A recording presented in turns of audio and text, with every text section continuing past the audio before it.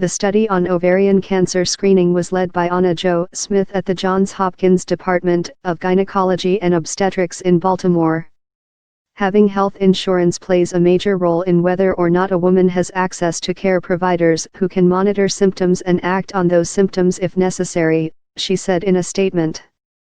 The 5-year survival rate for women diagnosed with early-stage ovarian cancer is 75%, but the figure drops dramatically to 30% for those diagnosed at a later stage.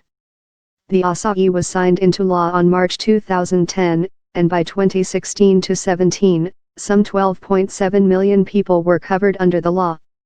The percentage of Americans who were uninsured dropped from 16% in 2010 to less than 12% by 2016. The researchers used data from the National Cancer Database to look at the years before, 2004 to 2009, and after, 2011 to 2014, the passing of the ASAI. They looked at the stage of the diagnosis and the time to treatment for the 21 to 64 age group, and compared it to those 65 and older, which was used as a control group because they had access to publicly funded Medicare before and after. They found that there was a relative gain of 1.7% in early-stage diagnosis and a 1.6% improvement in receiving treatment within 30 days. While the difference may not sound very large, for the 22,000 women diagnosed with ovarian cancer in the United States annually, it means that close to 400 more women could be diagnosed at an early, treatable stage, the team said.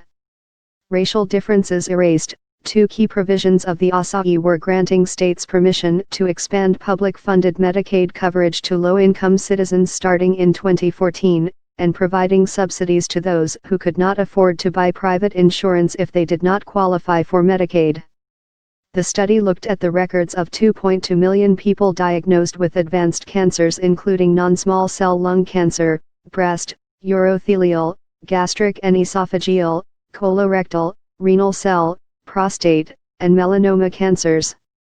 It compared states which expanded Medicaid against those that did not, as well as outcomes before and after in states which did expand. Prior to Medicaid expansion, African American patients were 4.8 percentage points less likely to receive timely treatment as compared with white patients, the researchers wrote. After the ASAI was passed, 6.1% more blacks received timely treatment as well as 2.1% of whites, making the differences between the races statistically insignificant.